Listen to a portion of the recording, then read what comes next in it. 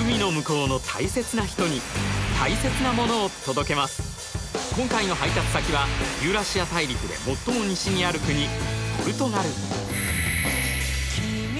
その首都にして最大の都市リスボンは、西へより南蛮貿易などを通して日本とはゆかりの深い都市です。ここで料理人として奮闘する一人の日本人がいます。1年前、夫と共にオープンさせたのは日本の家庭料理を出すいわゆる居酒屋。ポルトガルの美味しい素材を使って日本人が普段食べてるのを知ってほしいなっていうのがあって、実は料理に関しては全くの素人だった彼女。それがなんと1年でリスボンのレストラントップ20に選ばれました。そんな娘に日本の両親は、店はものすごい流行ってるっていうのを聞いてるけど、経営ですよね、要はね。で痛風かという話、儲かんのっていう。だってど素人がやってるのは商売だから。夫婦ともども飲食店の経験は全くなし。素人2人で始めた店は人気はあっても経営面での問題が山積みです。日々悩みながらとにかく突っ走ってきたこの1年。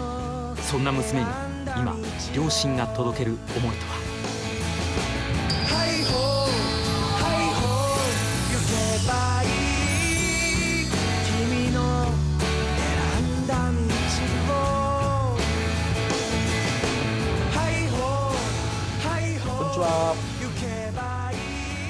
はじめまして、グッドチキンの山口と申します。どうもお世話になります。お願いいたします。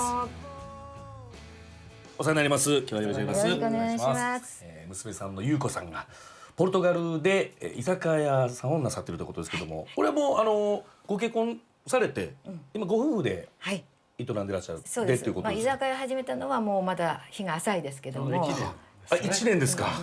どういう経緯で居酒屋をやろうとなったのかはお聞きしてるんですか。最初はそういうことで行ったわけじゃないんですけれども、料理には興味があったんだと思います。でご主人はもともとその料理をなさってた。いや全然やってないですよ。そうですか。いきなり始めた感じなんですか。そうですね。その辺が大体やね。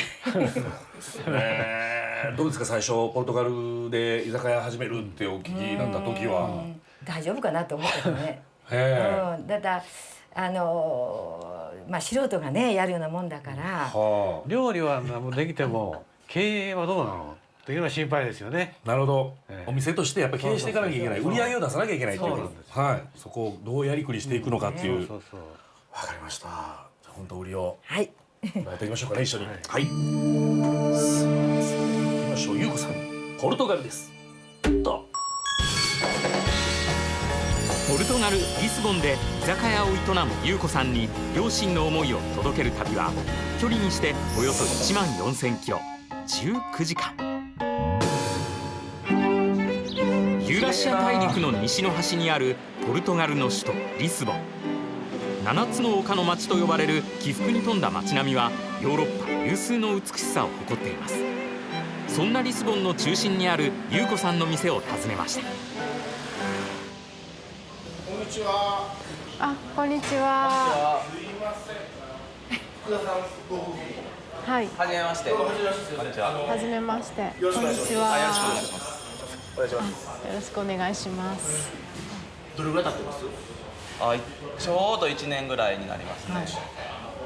そう、純和食って言いますか、もう本当に毎日日本で食べる日常的な日本のご飯っていう感じです。はい。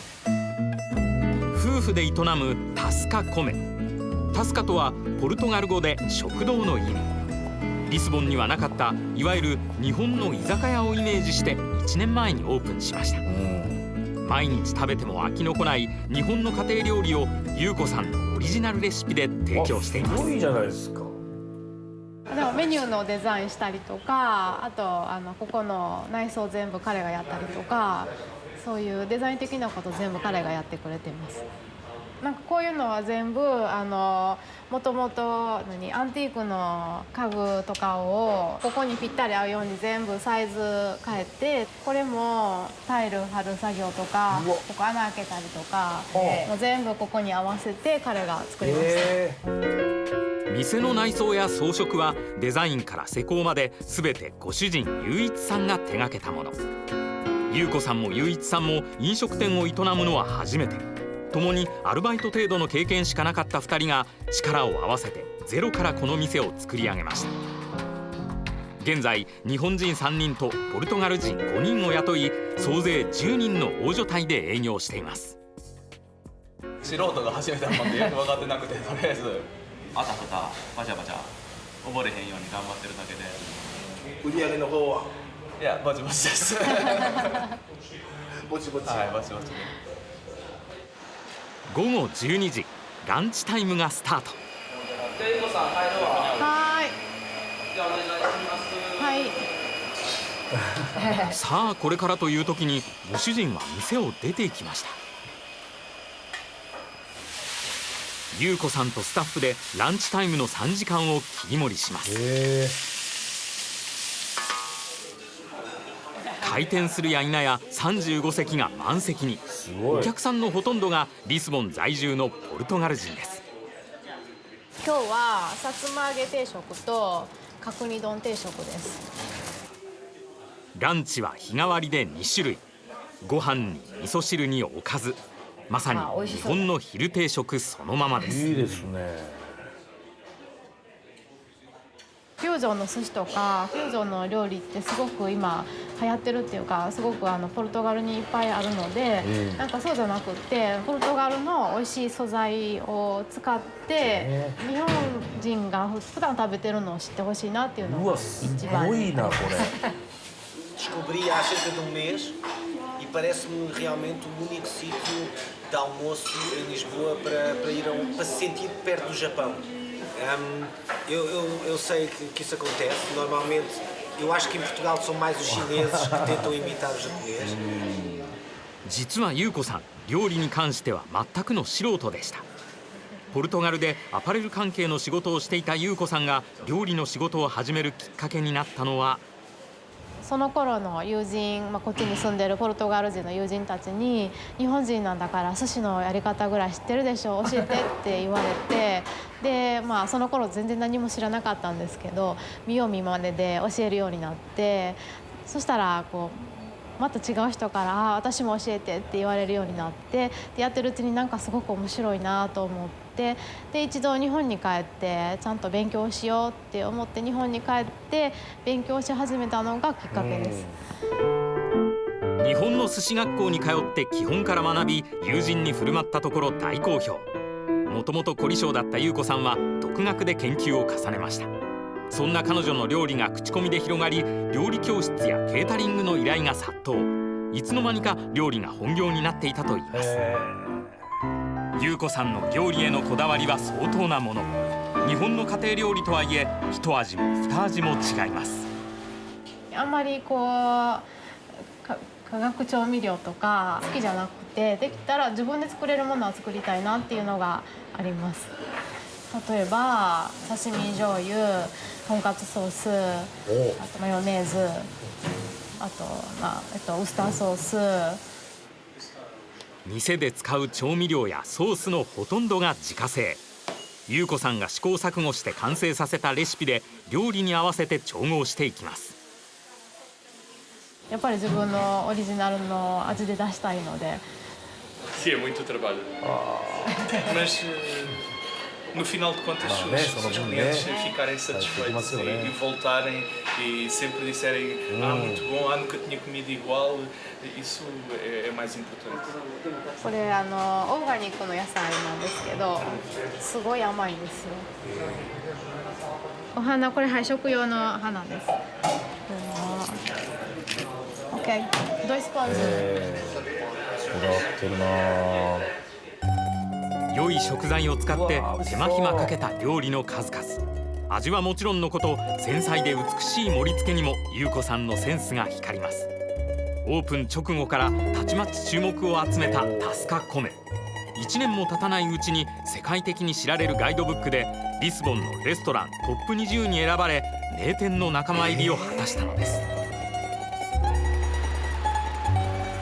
リスボンのトップ20。夫の雄一さんは自宅にいました。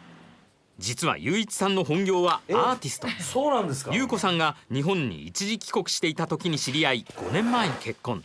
2人でポルトガルに住むことを選びました。海外では全く無名のアーティストだった雄一さんですが、ポルトガル行きにはある目論みがあったといいます。こっちの人は30万のバッグは買わないですけど3万円の絵は買ってくれるんですよ。ほんでだから僕の絵がそんな300万なんてまだ全然売れないですけど、3万円ぐらいの絵やったら描けるんで、とりあえずその3万円ぐらいの絵を個展したら見事にもう3日で全部ソールドアウトしてこれはやっていけんなと思って。その読み通り、個展を開けば即完売、追加注文が来るほどでした。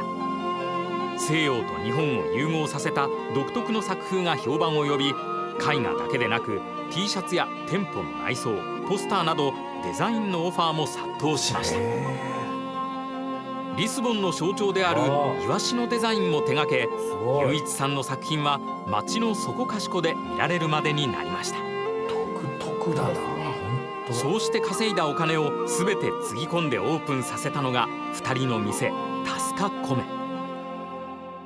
今までは僕一人でこの絵なりは僕一人で作ってたわけですけど、結婚してパートナーができたわけですよ。だから僕は料理とかそういうのはできないですけれども、自分にとっては新しいことの挑戦やからすごい自分なんかチャレンジっていうかね。素敵。でも話が通貨で分かる人ってなかなかいないじゃないですか。ほんで特にこういう海外でやとよりその存在が貴重なので、それは彼女ももしかしてそう思ってるかもしれないですけど、僕にとってはすごい重要な存在ですね。彼がいるから私ができるっていうよりは、一緒にできるってすごい思ったんですよ。一緒にやりたいって。で私と彼の世界みたいなのを作れるって思って、この店で。ポルトガルで夫婦2人が楽しく生きていくための形、それがタスカコメだったのです。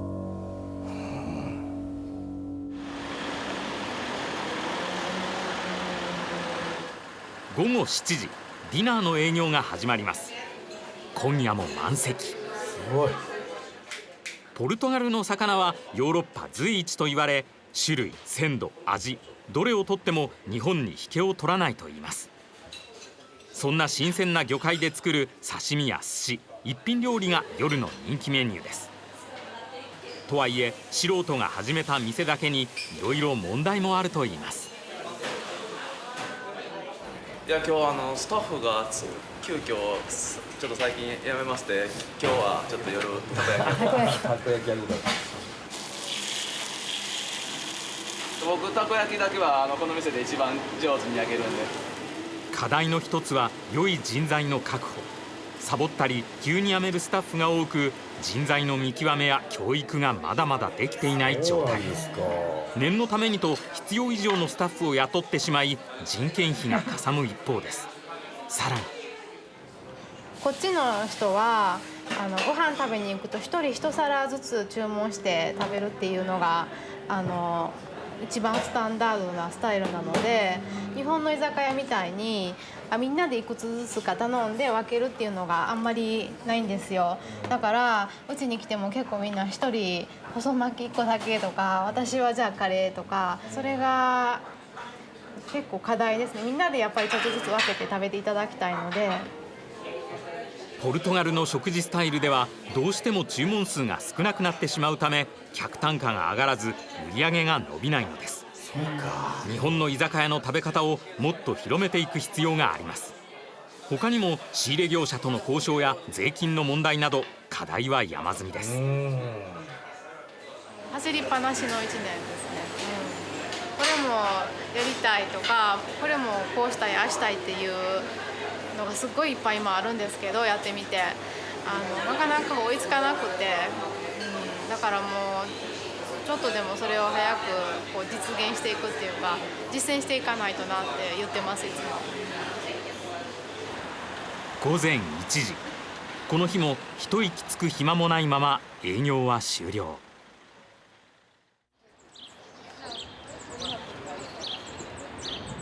翌朝、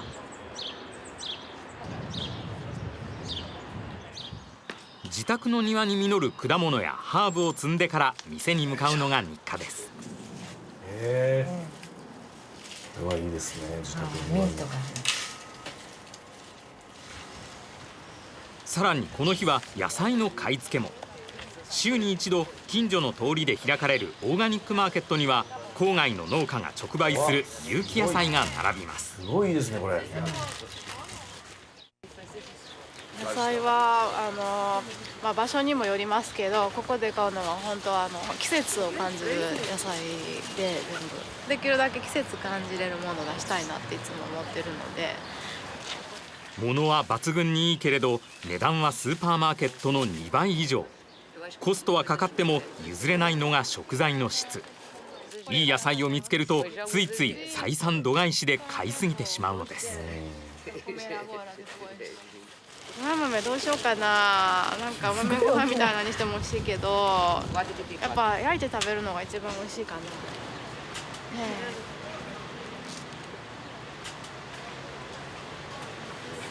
素人経営で何とかやってきたこの1年。両親が気にかけていた経営状態はどうなのでしょうか。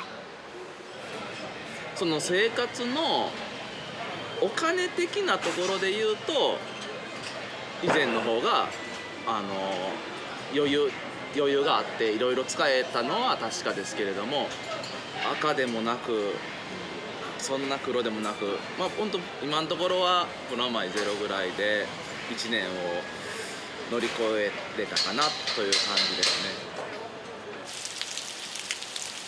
この日は雨。客足はさっぱりです。雨でもすごい混む日もあるんですけど、今日みたいなイースター明けの休みの日とかはなかなかまだ休暇から帰ってきてない方も多いし難しいですね。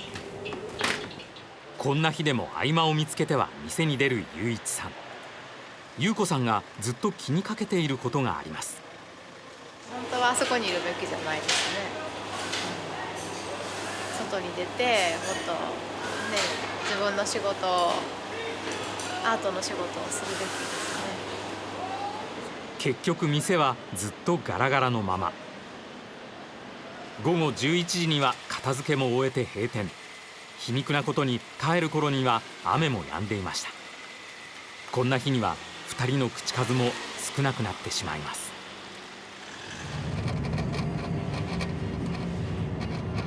綺麗な街並みだな。しかしこれ本当。雨の日も晴れの日も無我夢中で走り続けてきたこの1年でした。誰よりも一番早く起きて、誰よりも一番遅くまで仕事してるんですよ。ほんでたまにね「いやしんどない?」っつって「もうしんどかったらもう店閉めていいで」って言うんですよ。けど「いやもう楽しいから閉めへん」って言うんですよ。だからそれはなんかすごいなと思って、この1年間こう突っ走ってるんですよ。しんどいなと思う瞬間はもちろんすごいいっぱいあるけど、今こうやって振り返ってすごいしんどかったなって全然思わないですね。楽しかったがほとんどです。嫌な仕事してもうまあ儲かったとするじゃないですか。多分思んないと思うんですよ。別に好きなことして普通にその贅沢はできひんけど、なんかやりたいことやってる方が絶対面白いと思うんですけどね。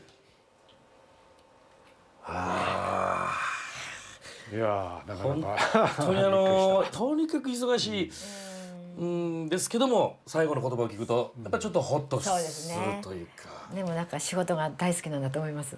ねえ。お父さん気になってた経営なんですけども夢があって、今のところねトントンならいいかな。いや今までちょっと上辺しか見えてなかったので、お互いこんなこと思ってるんやっていうことはよく分かったので、その辺はねちょっと見直しましたね。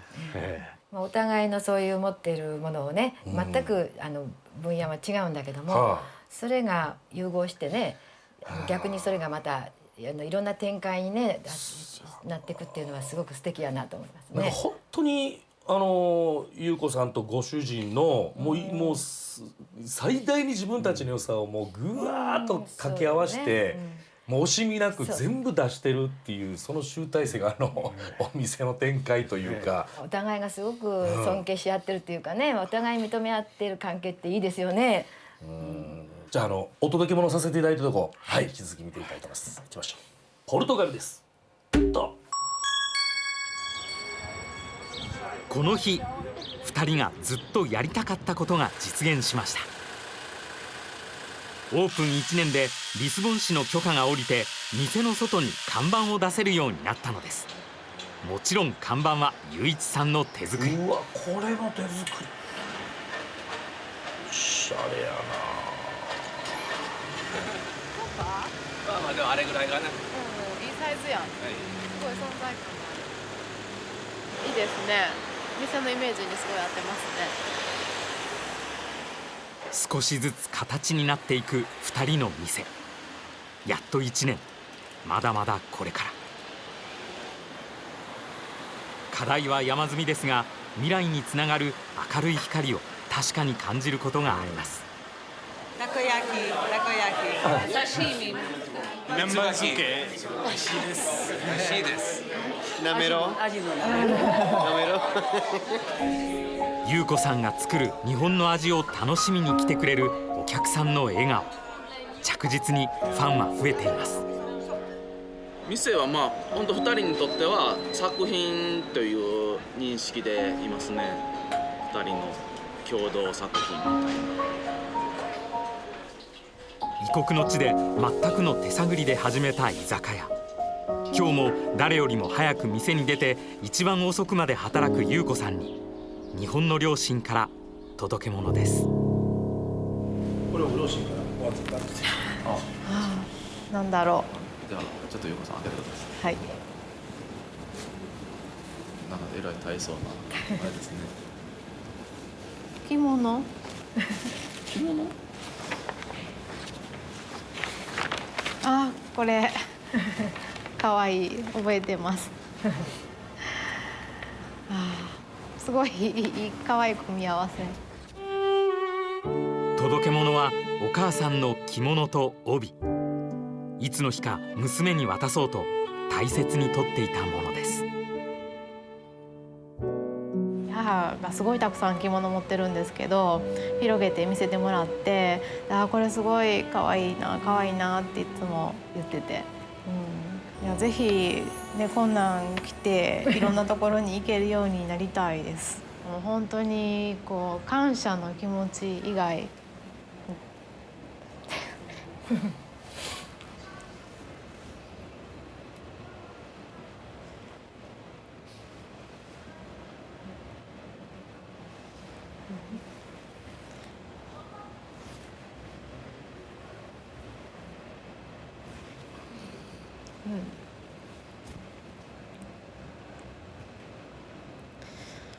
なんか私が何やっても快く送り出してくれて、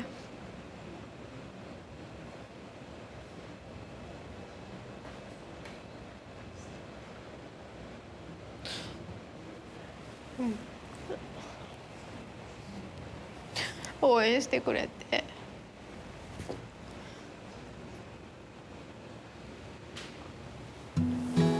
長いな。そりゃそうや。そりゃそうや。